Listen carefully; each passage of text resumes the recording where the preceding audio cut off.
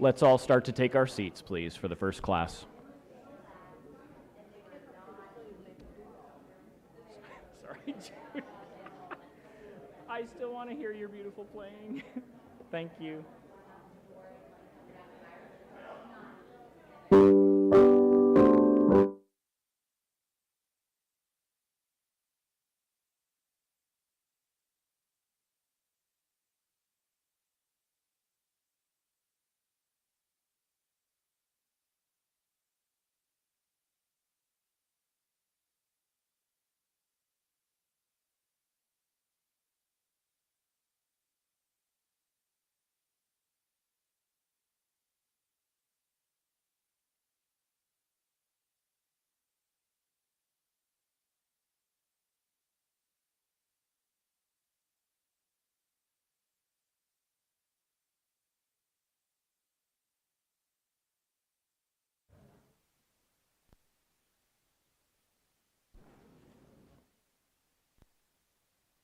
Okay, brothers and sisters, welcome back.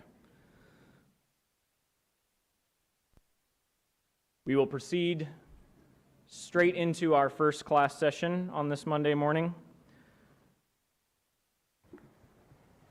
This session will be brought to us by Brother John Pople, who comes to us from the San Francisco Peninsula Ecclesia in California. His theme for this week is Leading Ladies. This particular class has two titles, The God of Widows, Tamar's Story, and Salvation in Scarlet, Rahab's Story. So I'll now turn it over to Brother John Pople.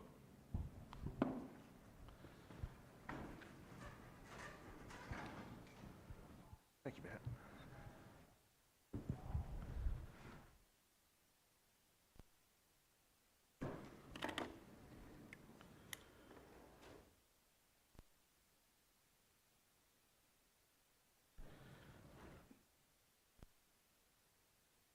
Good morning, my brothers and sisters. Good morning, Brother John. What a privilege it is for all of us to be here today as co-students of the Word of God and to look in there. So, my title, as Brother Matt very adeptly explained, is Leading Ladies, Hearing the Voices of the Bible's Powerful Women. And the women of the Bible is not a topic I'd ever looked at in detail before until about 5 years ago when I started. And I guess that was because it was out of a misplaced sense of respect. I kind of felt, well, I'm not a woman. I don't have the right to stand up and try and tell women's stories. That's not my place. I don't have the lens on the world that a woman would have. But then since our community and most communities use preferentially male speakers, well then, if I don't or if we don't present the glories and the achievements of the female disciples of old, then they're going to get transmitted a lot less frequently than they should.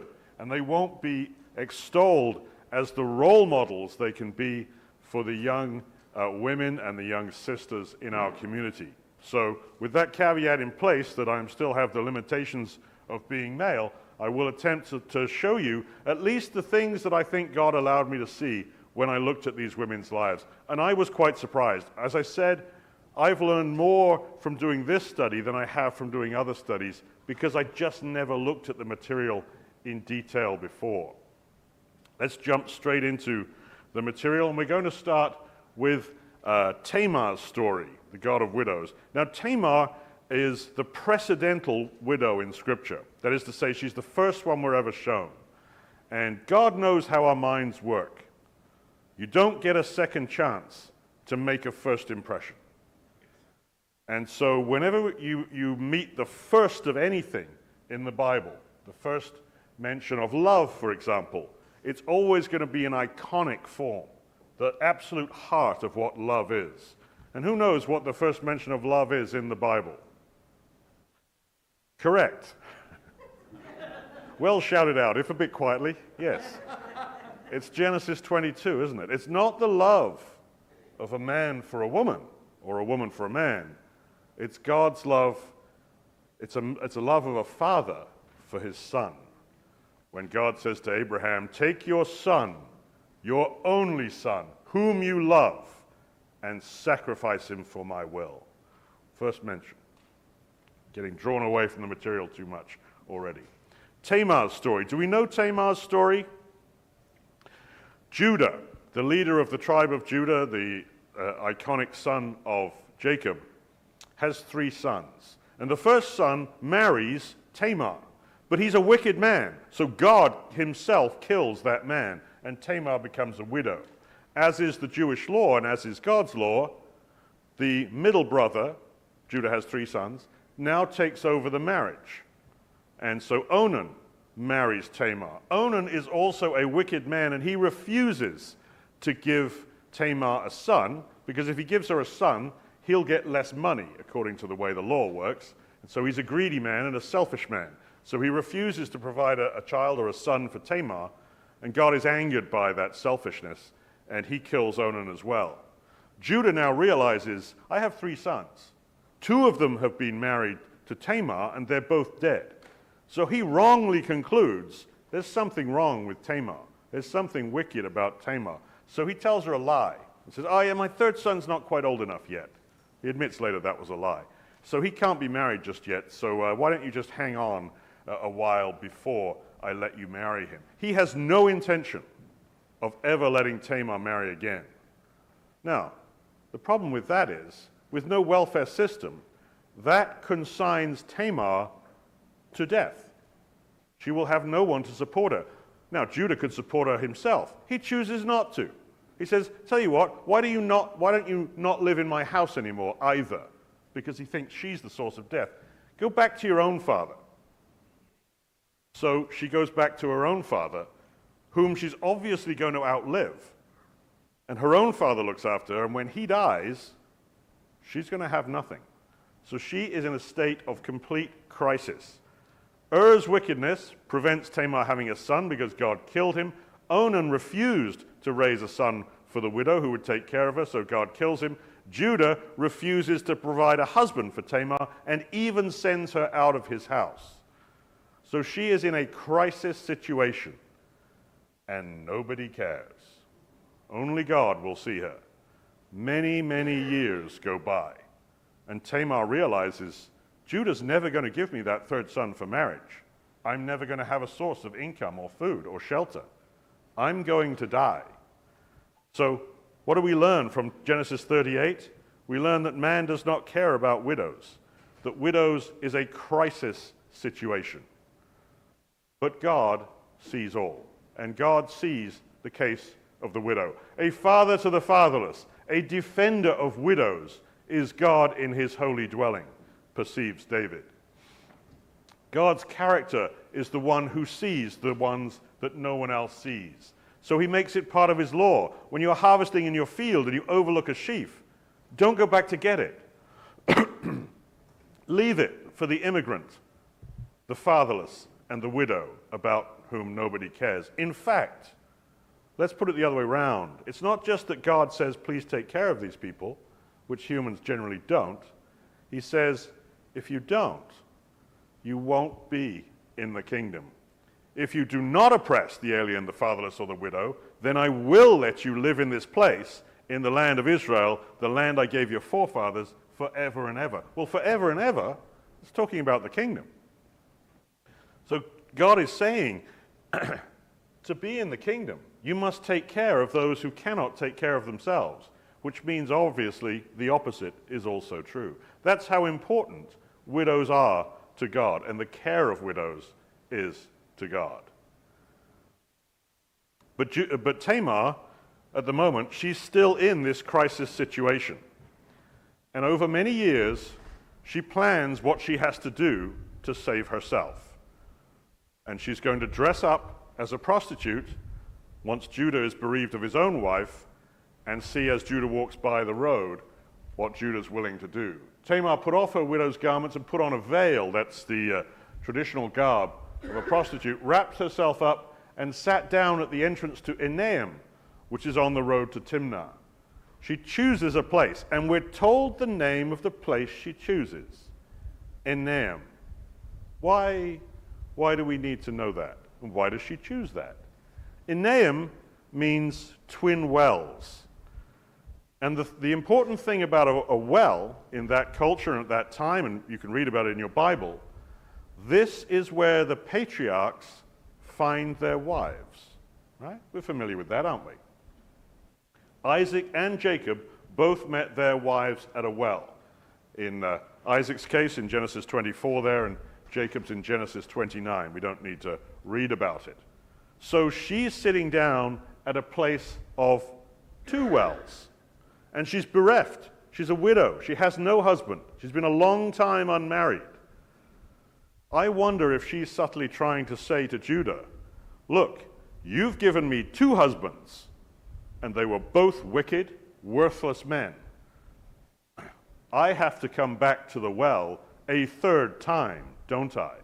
And here I am, sat here at the well a third time. I've been here for years, and you are the one who by law is supposed to give me the last son to take care of me. So I wonder if, that's hardly proven, but I wonder if it shows that Tamar's a very thoughtful woman. She's planned this very carefully, and she's sat down at this place called Twin Wells. And if that's not convincing of the thoughtfulness of Tamar, the cunning, then this possibly might be. When Judah saw her, he mistook her as a prostitute because she'd covered her face with a veil. And Tamar says, what will you give me for this sexual activity? And Judah says, well, I'll send you a young goat from the flock. So she uses a veil and a goat. She deceives Judah with a goat and a garment. Does that ring any bells? She deceives Judah with a goat and a garment. Who's been deceiving people with a goat and a garment? None other than Judah himself. In fact, chapter breaks are always a mistake in Scripture. It's in the previous set of texts, Genesis 37, that Judah deceives his father Jacob with a goat and a garment. He's trying to convince Jacob that Joseph is dead. Joseph is not dead. He's got hold of Joseph's garment, the coat of many colors, ripped it up a bit, got hold of a kid goat, got its blood, and dips the garment in the blood, and then says, oh, look, your son, this is, is that his coat? It is, isn't it? So Judah has used deception against his father using a goat and a garment. Poor Jacob, we say. Poor innocent Jacob. Except he isn't. Because Jacob deceived his father with a goat and a garment. Do you remember? He took a goat and he made it into a garment. He and his mother conspired to cover his arms and his neck with the goat skin so that he could deceive his now blind father, Isaac, and steal a blessing that he was never supposed to take that way. So what do we learn? One thing we learn, deception gives birth to deception, which gives birth to deception. It's the family tradition. Jacob deceives his father with a goat and a garment. Judah deceives his father with a goat and a garment. And Tamar says, why do you keep me unmarried? Because you suspect there's something wrong with me.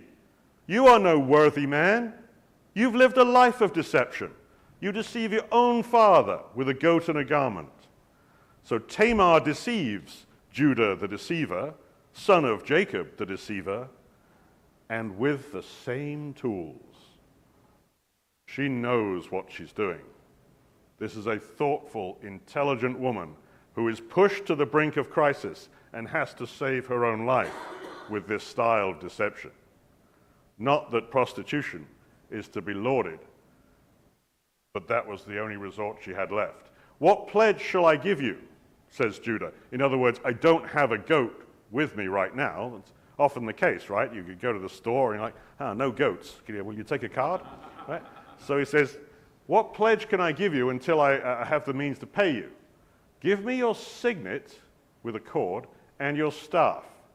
Now his signet is literally his signature that he's going to push into wax to show that, yeah, I really said this, I really wrote this. And his staff is his authority. That's not my idea, that's written in the Bible. You can look that up in your own time. So she's taken his legal identity, that which identifies himself, we'd probably use a driver's license or something, and she's taken his authority.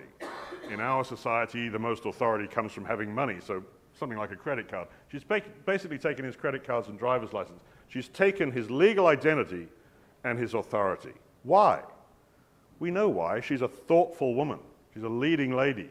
Judah had refused to let Tamar become a wife, which deprived her of any authority in society and any legal identity. She's now just drifting as this human soul that no one will care for and will die. So Tamar takes from Judah what Judah has already taken from her. This is a woman who has thought these things through very carefully. And I'd never seen any of this before I read the story of Tamar in Genesis 38 somewhat more closely. This is quite a powerful intellect that we're dealing with in the case of Tamar. Nonetheless, there has been the sexual activity of prostitution, and Tamar has become pregnant. And so Judah says, sure, bring her out and have her burned to death. If she's been playing the harlot with someone, he doesn't know who, because he doesn't know it was her that he was enjoying prostitution with. Bring her out and have her burned to death. This is the godliness of the man Judah. It's not godly at all. His sentence is both illegal, according to God's law, and completely immoral. He doesn't want any evidence shown. He doesn't want any trial. Let's not waste time with witnesses in a trial. Just burn her to death, which, by the way, God never approved of burning to death. Those criminals who were burned were killed and their bodies were burned, but no one was ever burned to death under God's law. It's a hideous thing to do to another human.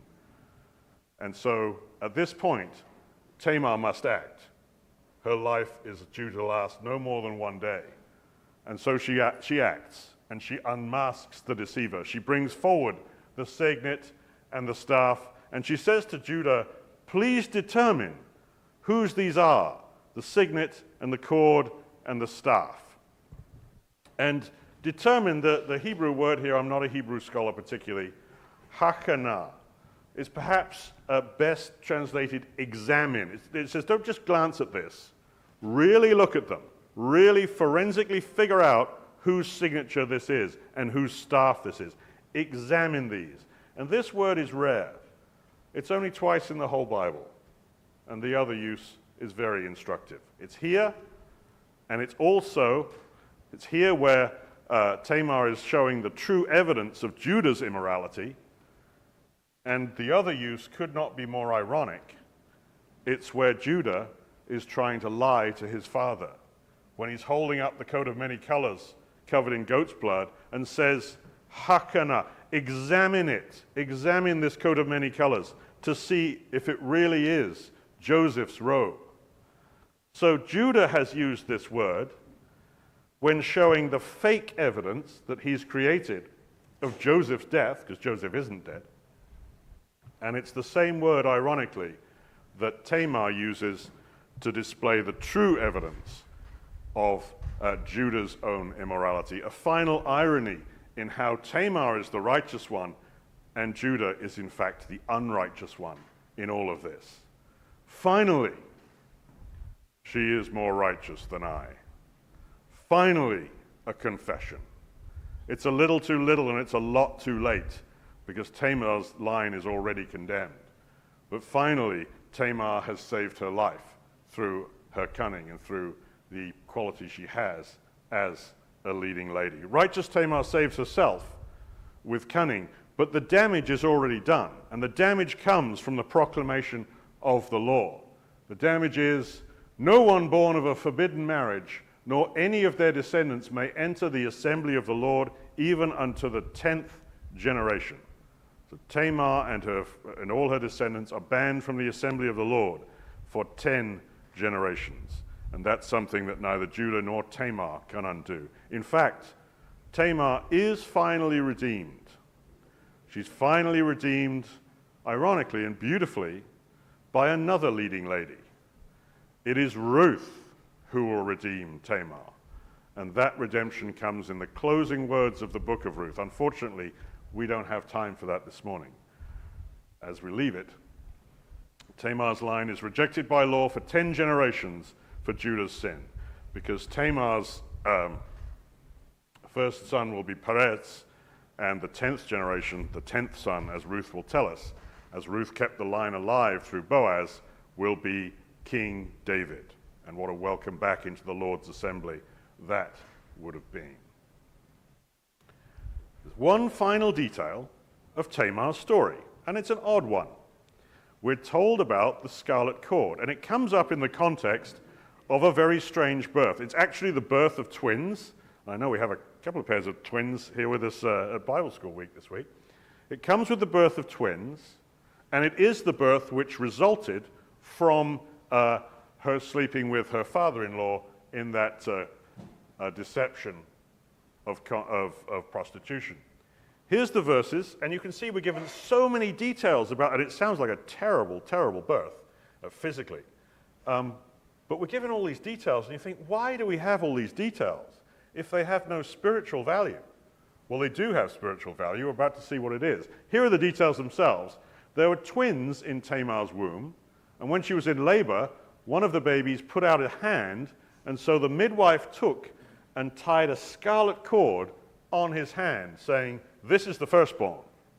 But he then draws his arm back in, and in the meantime, his brother comes out, breaks out in front of him, and the midwife says, what a breach you have made for yourself. Therefore his name was called Breakout, or in Hebrew, Peretz. And afterward, his brother came out with the scarlet cord on his wrist, and so his name was called Scarlet, or Zerah in Hebrew. What a curious set of details. So we learn Scarlet was the rightful firstborn in human terms, but God has allowed Breakout to displace Scarlet and birth Messiah, because Christ's line will come through this guy who broke out, kind of the second guy who came out first, if you understand what I'm saying. Through Breakout, not through Scarlet. Yeah? Obvious question. Why do we need to be told about all that chaos? This is why. It's going to teach us about Rahab and how the nation of Israel was born in their land. Okay? And if you don't believe me, I don't blame you. But that's what we're going to go and transition into right now. And this, of course, should be a clue. The scarlet cord. Now, you've heard that before. We've all heard that before since Sunday school days. Did we notice that there was a scarlet cord in Tamar's life and a scarlet cord in Rahab's? They're connected. No pun intended about connected cords, but they are connected spiritually. So let's waste no further time and slide straight into our second talk, Salvation in Scarlet. A little dip into Rahab's story. I've done Tamar a great disservice. There's so many other good things to see there, but I just want to give you a sample of each of these leading ladies in these shorter talks to ignite your interest, hopefully. Rahab's story is largely set at the beginning of the book of Joshua. As you know, Joshua 2 is the critical chapter. For those of you who like to have a physical Bible open in front of you, that's the chapter to be at. But I'll put all the relevant verses on the screen. At this time, Israel aren't really a defined nation. They've left Egypt and they're wandering around in the wilderness. They're still a wandering, homeless people.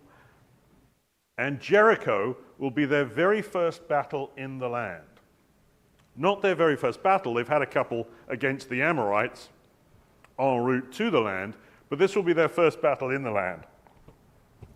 And they're standing on the shores of the Jordan, ready to cross over Jordan, enter the promised land, and try and take it by conquest, by the will and assistance and hand of God himself.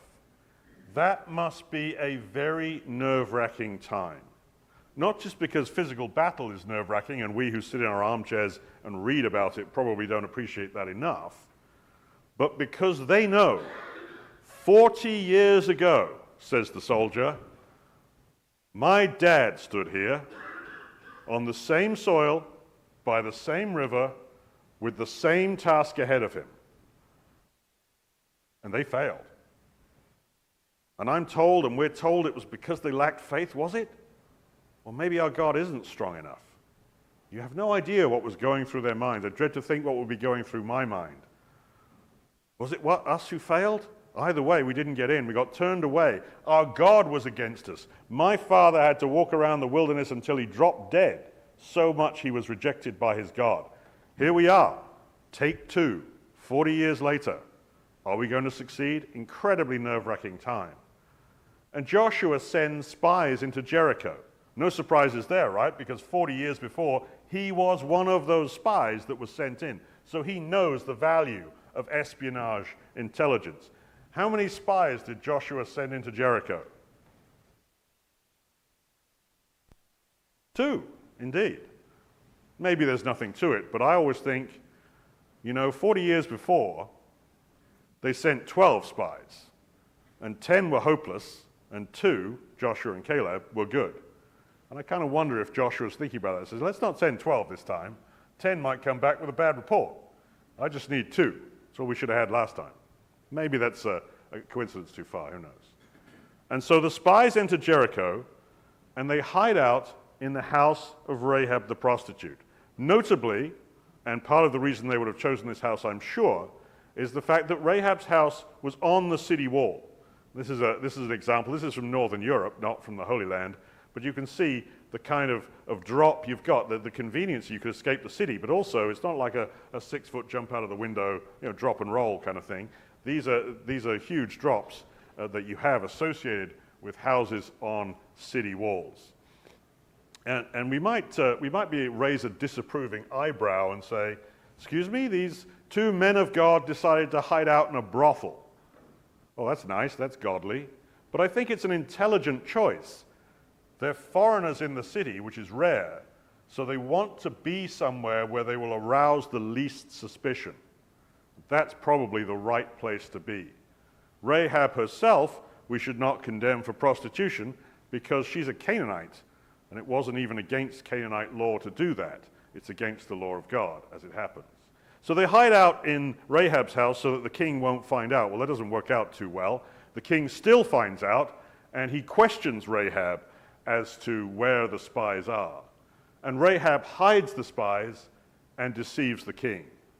And I want you to realize something, that Rahab didn't know the king's soldiers were coming. The first time she knew was when she heard the beating on her door.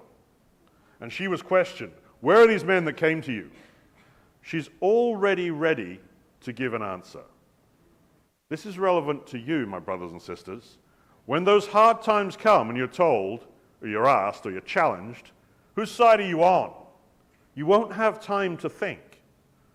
Your time to think is now. Your time to think are the quiet periods you have, the peaceful periods you have in your life, for example, Bible school. That's when you build your conviction. Remember, Jesus went to the wilderness for 40 days and learned, do not throw yourself off a tall height to show off.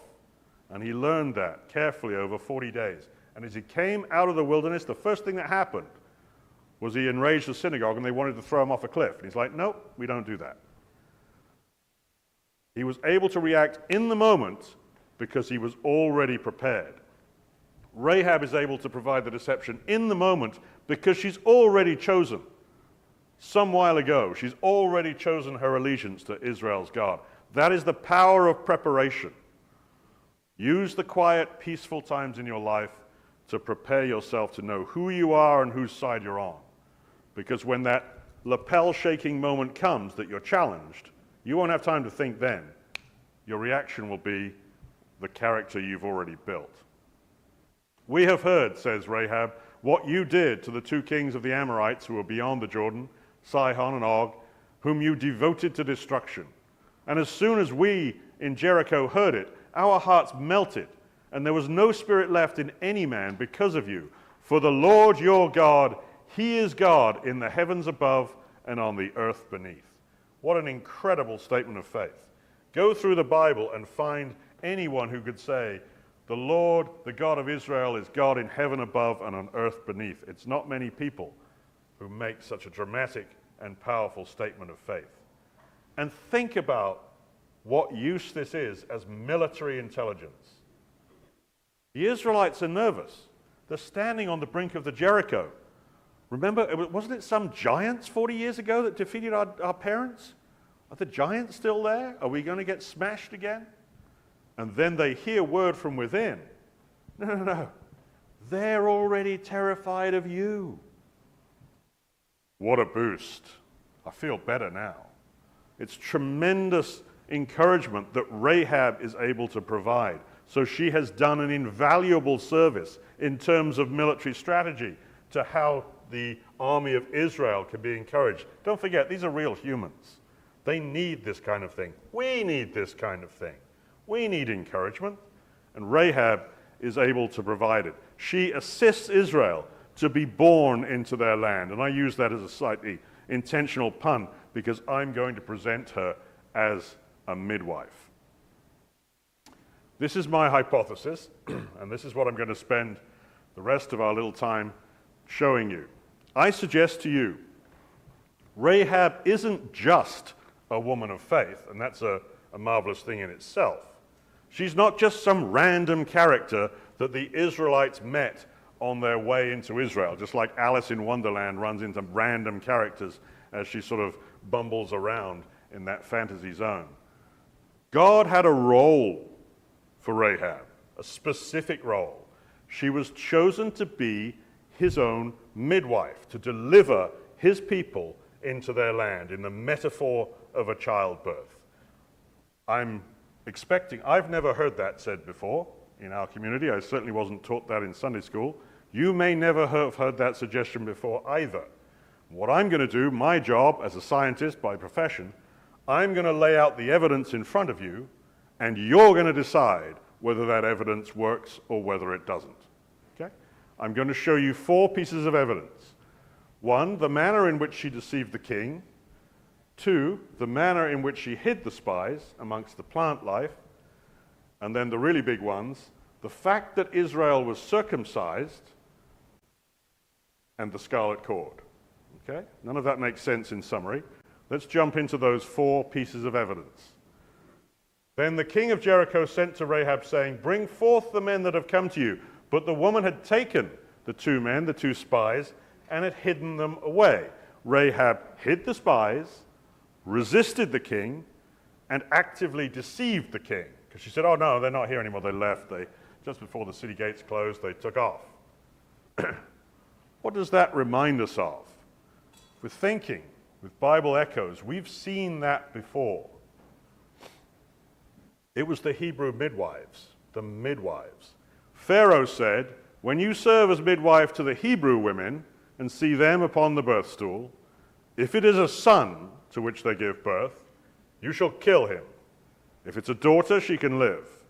But the midwives feared God. They'd chosen their allegiance and did not do as the king of Egypt commanded them, but let the male children live.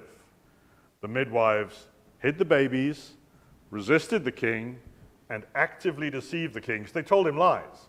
The king was like, "Well, why aren't the children being killed?"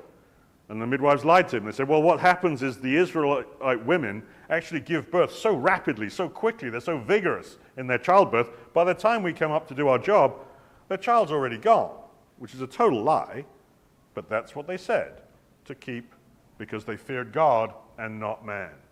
So in this comparison, Rahab is in the same role as the midwife. Okay? Is that enough proof for you? It's not enough proof for me. I'm like, okay, that's a nice comparison, but don't go overboard, all right? It's just a match. So we'll relax on that at the moment. Although I do notice, isn't it nice? It's spelled out King of Egypt. Never, ever in the Bible elsewhere or in secular literature is anyone ever called the King of Egypt, because they've got a special name.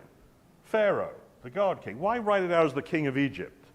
Well, it's a nice match to King of Jericho, isn't it? It helps you make that parallel. King of Egypt, King of Jericho, to match the two. So Rahab is in the midwife role as she delivers, pun very much intended, as she delivers the 2 spies from death. That's one piece of evidence. Pretty small, not enough to change my mind on anything, but I notice it. Second piece of evidence.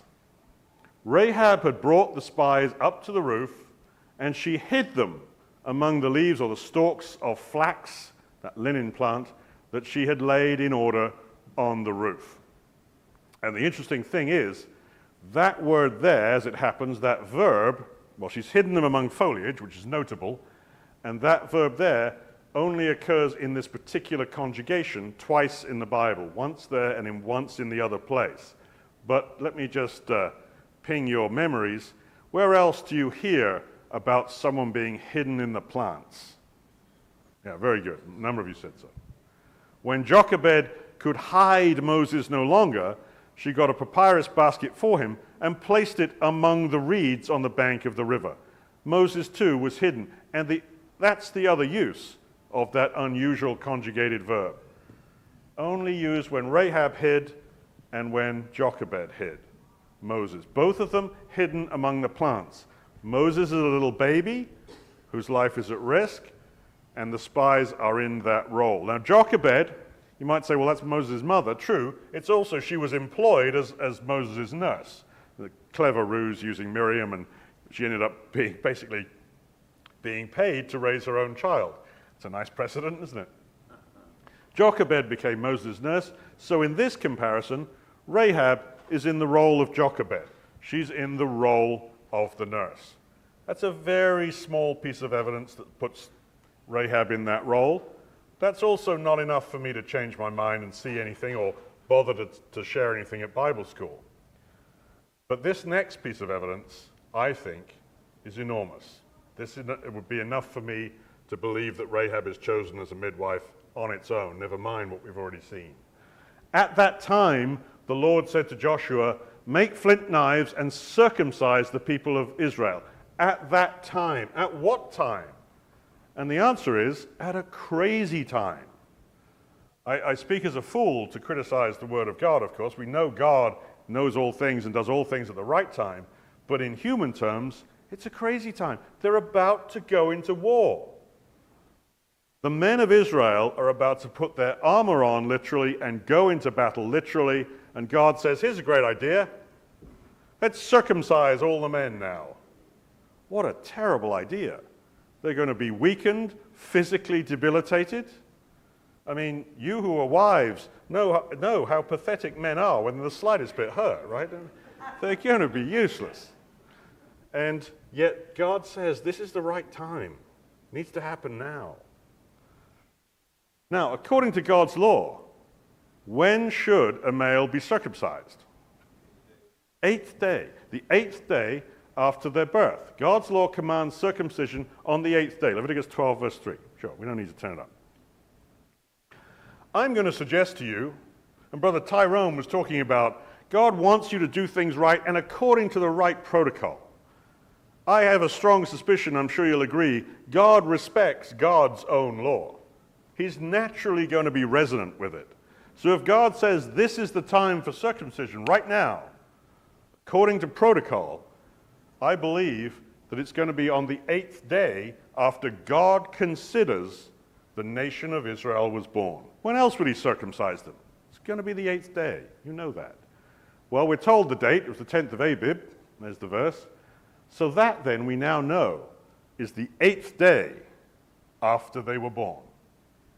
So all we have to do in the text, starting at Joshua 4:19, is count backwards 7 days, and we'll see an amazing thing. We'll see the day when God himself sees his nation as being born. We will get to glimpse through the lens of the Almighty, if you will, and see God's perspective. Now, just because you want to try and do that doesn't make it easy to do. Trying to count days or measure time in the Bible is usually nearly impossible because, a story stops, another story starts. You've got no idea how much time has passed between them. Worse still, you come across the common phrase in the Bible, sometime later, where sometime could be half an hour or 12 generations, somewhere in between. You've got no chance. But, amazingly, in this early part of Joshua, you can. The days are spelled out, and you can do it. Let's do it. If we count back 7 days from that day, we find the day that God considers Israel was born. Well, the time they were circumcised was the day they crossed over the river, and they were circumcised on the Israel side of Jordan. But before they crossed over, they camped 3 days at the Jordan before the crossing. That's the reference. So those must be days 7 and 6 and 5. We're counting backwards, right? Now, when did they start camping there? They started camping there, they traveled there and camped there when the spies first rejoined them. When the spies left Jericho, they hid in the hills for 3 days, right? Because they thought the king of Jericho's men would be chasing them, and they probably were. So they camped out in the hills and hid in the hills for 3 days to make sure they weren't followed before they knew they could move on. So the 3 days that they're camping in the hills must have been days 4, 3, and 2, which means the day before they started camping in the hills is Israel's birthday. In God's perspective, not mine, in God's perspective, the nation of Israel was born on the day that Rahab delivered those 2 spies. If that's true, then they were circumcised on the 8th day according to the correct protocol that God had put in place. God sees Israel's birth as the day Rahab delivered the spies. I think that says very strongly on its own. Rahab has a role, a massive role in the birth of the nation of Israel. She was the chosen midwife. That's not enough, brothers and sisters. We have one more piece of evidence. Rahab tied the scarlet cord in the window. Where have we heard that before? That's the slide we saw just 15 minutes ago. Looked like this, didn't it? There were the details of the strange birth, and we saw that Scarlet, the one with the scarlet cord, was the rightful firstborn in human terms, but God allowed the one called Breakout to displace Scarlet, the one with the scarlet cord, and host the line of Messiah. And now we know the spiritual meaning of what this crazy birth of twins was really talking about. It's the authorization of Israel to displace Canaan. God isn't saying I generically always approve of one race of people invading someone else's land and displacing them. That's not how I work. But in this case, I give authorization. Why? Because it's the prophecy of the birth of God's people, Israel. This is how Israel will be born, by displacing the ones with the scarlet cord. My people will be Peretz, and Zerah will be displaced, and I give my authorization to that. So let's see, the story of Tamar and the story of Rahab, the scarlet cord was tied on the firstborn. In Tamar's case, that's the little baby called Zerah. In Rahab's case, that's Canaan's Jericho, Jericho as it was owned by Canaan. The scarlet cord is tied on by the midwife. In Tamar's case, we're not told her name. It's Tamar's midwife. We don't get told her name. And in Rahab's case, who tied the scarlet cord on Canaan's Jericho? Rahab did. Rahab, the midwife. The second son displaces the first.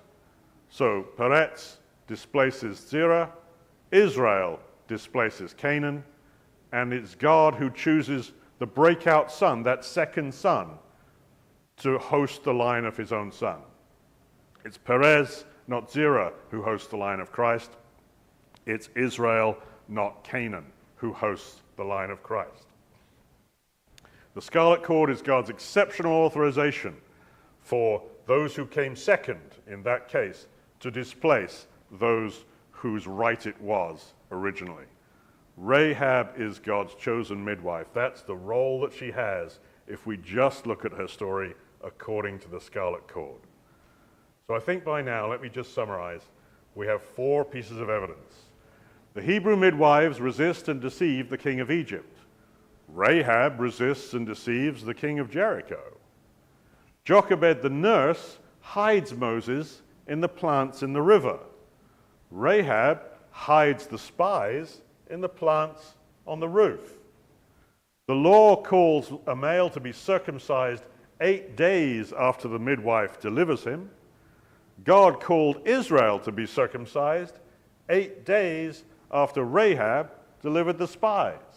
And the final piece of evidence, Tamar's midwife tied the scarlet cord on firstborn Zerah, who was displaced, and Rahab tied the scarlet cord on Canaanite Jericho, who were displaced by God's people. And in each of these cases, or in most of those cases, the midwife plays a savior role to the helpless babies. And that's the way that Israel was seen, certainly the way the spies were seen, as helpless babies. And it was the leading lady, Rahab, who had to guide their future and save their lives. So, this is how I just envisage it. Rahab isn't just a random person. She played an integral role in God translating his people from slaves in Egypt to a nation to serve him. Moses probably was the biggest cog in that wheel, if you like. Even evil Pharaoh played a role under God's direction, unwillingly perhaps. And Joshua, of course, was the final cog who brought the people into the promised land. But in amongst all of that, we can now see Rahab has a specific signature role. The whole thing wouldn't work without her. She was the midwife who enabled that birth to happen. This is our last slide. Who is Rahab? If you'd asked me that a few years ago, I would have said, Rahab is a Canaanite prostitute. That's a true fact. She is. That's a very earthly fact. And I guess if I look through earthly eyes, all I'm going to do is see earthly facts. And I'm going to see Rahab as a Canaanite prostitute, which she is and was. But if you ask me now, who's Rahab to you? Who do you see? What do you see? I'd like to think that maybe I can borrow those heavenly lenses one more time and say, Rahab is God's chosen midwife for his people Israel. And then I realized something particularly profound, that when you answer the question, who is Rahab? You think you're talking about Rahab. What you're really doing is talking about yourself, because you're telling people which eyes you use. Because if I use earthly eyes, I'll see earthly things. But if I use spiritual or heavenly eyes, I'll see heavenly things. When I answer the question, who is Rahab? What I'm really showing people is, who am I?